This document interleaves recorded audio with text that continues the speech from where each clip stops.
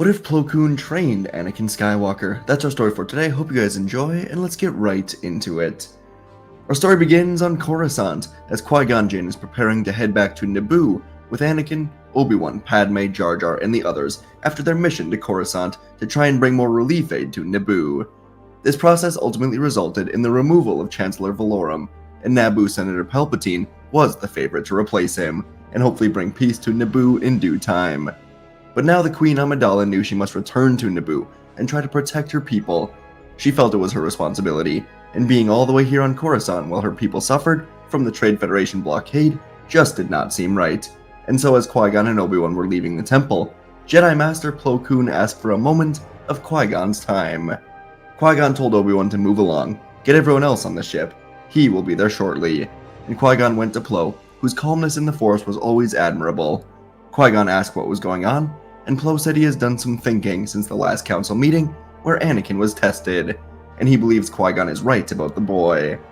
Qui-Gon was surprised by this. He didn't think any council members truly believed anything he was saying, but Plo kept on going, saying that if Qui-Gon begins to train Anakin, then he would like to help, or at least be some sort of advisor.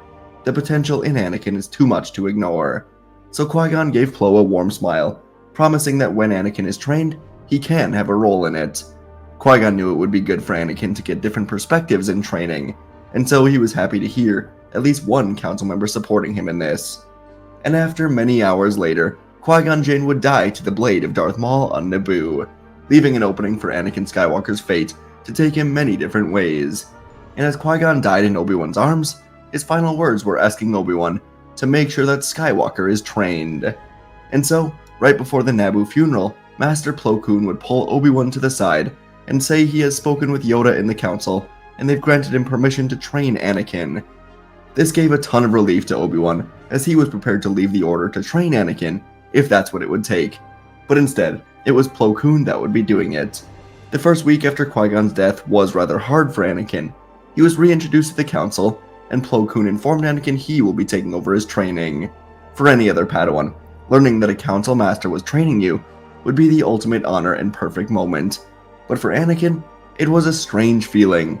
He didn't exactly like the council. They were intimidating and initially refused to accept him here because he was thinking about his mother.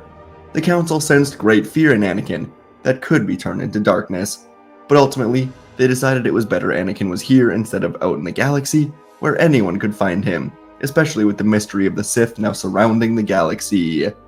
And over this week, Anakin would slowly begin to warm up to Plo, as the Jedi Master was the kindest, most understanding Jedi Anakin had met since Qui-Gon died. Plo wasn't even afraid to ask about Anakin's past, and so he asked about his mother, Anakin's friends, and Anakin even excitedly gave an entire recap about the pod race that he placed first place in. Plo allowing Anakin to utilize his past in order to further grow his future really helped out Anakin, and it allowed him to lay out his fears instead of hiding them.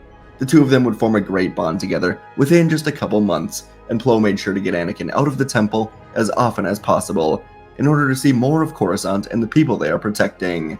Things were rather good, and training under a council master allowed Anakin access to the other council masters that training under Obi-Wan may not have allowed for as often.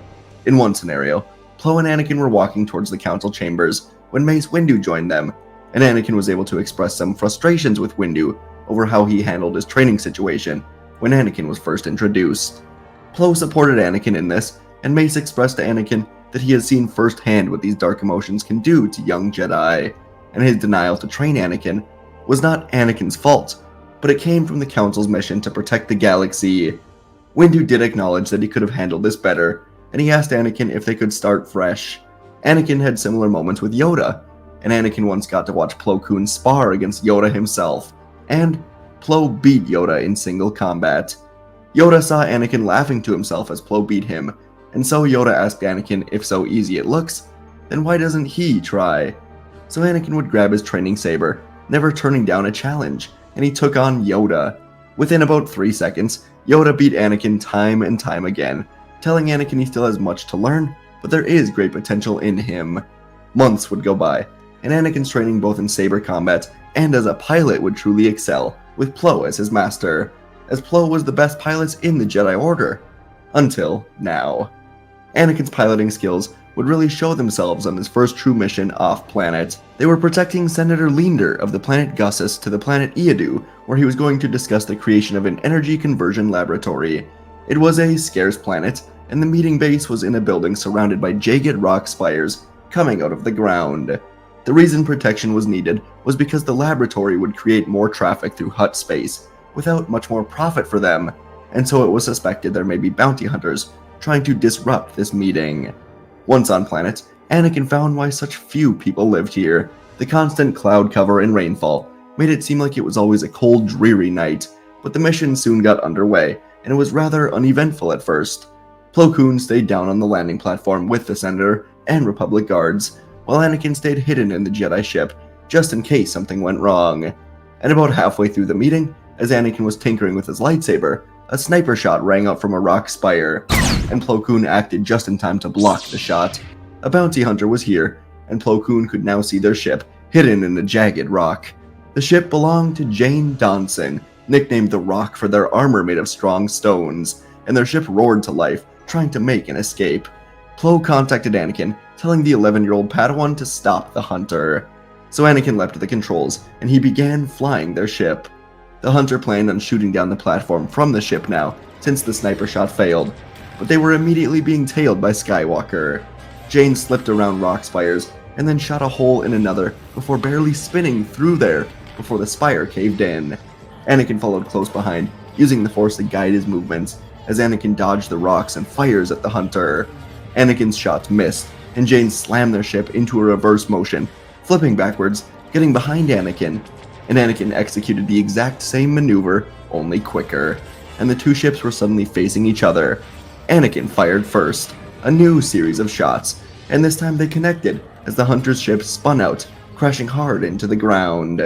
Anakin would go on to be recognized for his heroics with a special meeting with Chancellor Palpatine himself.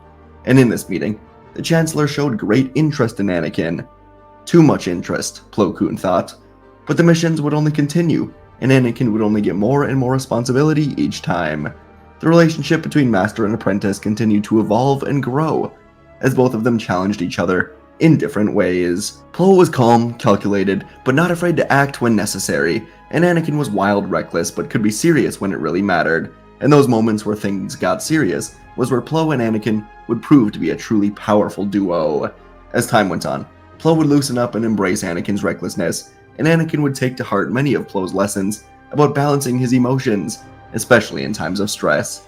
Anakin would learn to put away any negative emotions into strengths, and he would understand they are there, but he would need to learn to control them instead of letting these emotions control him. A few more years would go by, and eventually Plo would become even more concerned with Anakin's frequent meetings with the Chancellor. Palpatine took a keen interest in the boy, and after speaking with Obi-Wan about this, Plo found out why Anakin may be attaching himself to Palpatine. Obi-Wan, now a Jedi Knight and master of Padawan Parcelian Yosef of Alderaan, recalled his time with Anakin and how quickly he became attached to Qui-Gon. So Obi-Wan told Plo that perhaps Anakin's attachment to Palpatine is because Palpatine is filling a parental void in Anakin's heart, like his mother did, and like Qui-Gon did before he lost them. Obi-Wan could never have filled that void, and Plo was also too much of a true Jedi to be like a father. But Plo thanked Obi-Wan for this, and he considered new possibilities. He knew it was dangerous for Anakin to be this close to a powerful politician, as the Jedi needed to maintain objectivity in everything. So Plo decided to bring Anakin back to Tatooine. Perhaps if he gets reacquainted with his mother, then his attachment to Palpatine will lessen. And Plo's idea was correct, and although it wasn't exactly the Jedi way, Plo had to recognize that Anakin was no ordinary Jedi. He would always have attachments, it's just who he is, and Plo decided it was best to embrace this. He and Anakin would make a point to come to Tatooine once a month for a night or two, and just visit Shmi, as she was now part of the Lars family, and the family would call these weeknights Jedi Night, and make a celebration out of it as Plo and Anakin would share stories from around the galaxy. Anakin even spent time tinkering with the Lars sensors that were used for Tusken Raiders, and he ensured they would always work properly. These visits would begin to separate Anakin from Palpatine, as the Chancellor was busy focusing on creating a war in the shadows, and he eventually had to sort of give up on Anakin, at least for now. And at age 16, Anakin and Plo were sent to Malastare when the Great Malastare pod race was about to begin.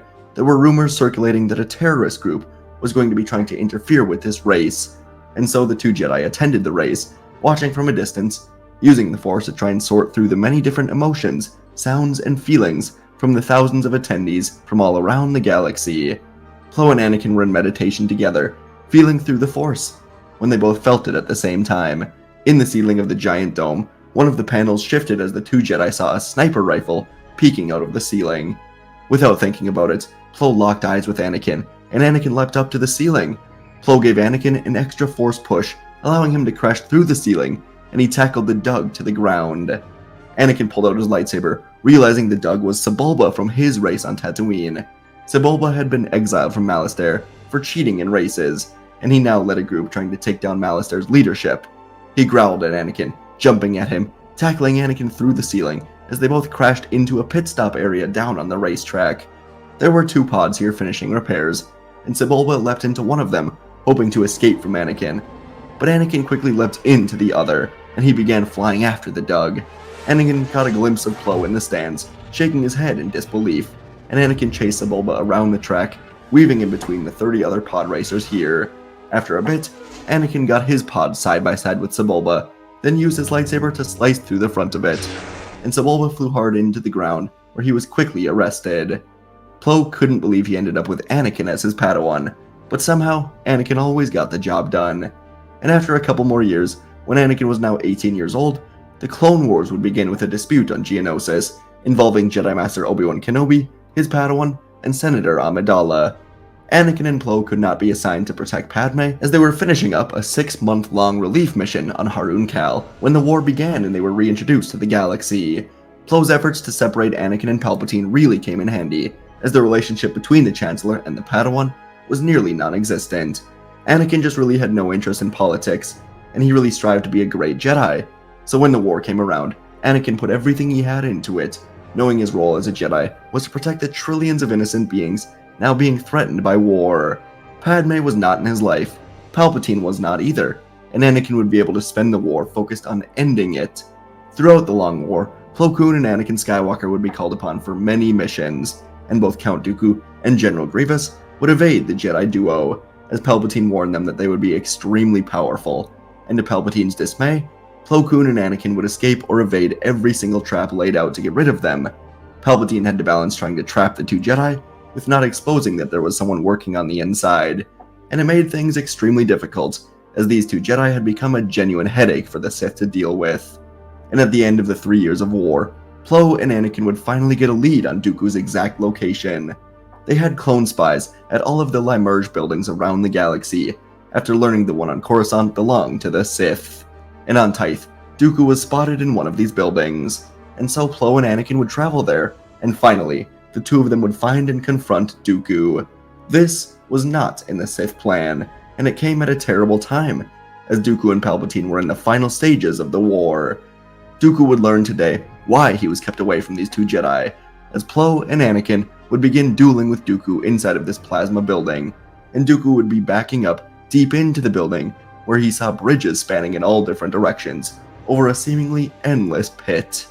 Anakin realized now how similar this building was to the one where Qui-Gon died on Naboo, and Anakin was determined to not let a similar fate happen to his new master. The three of them battled across the bridges, and Plo tried a couple times to get Dooku to surrender, but that was just not an option for the former Jedi. And although Dooku was outmatched, he had the dark side as his ally, and Dooku had never been more in the darkness than now. He was able to separate the two Jedi with a kick to Plo's face, and he took on Anakin alone.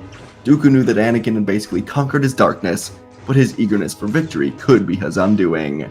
Dooku focused everything into defense, waiting for the smallest mistake, and Dooku eventually slashed Anakin's wrist, forcing his lightsaber to fall away, and with a sinister smile, Dooku pointed his hand at Anakin, shooting enough lightning to burn right through him. But before Anakin was hit by it, Plo Koon leapt back into battle, reaching his own hand out, catching Dooku's lightning with his own yellow lightning. This was a power Plo used only once before, a power that had scared him in the past. But this form of lightning came directly from the light side. It was not lethal, but it could slow down the Sith lightning long enough for Anakin to flip over Plo, grab his blue lightsaber, and slash Dooku's hands off, kicking him to the ground.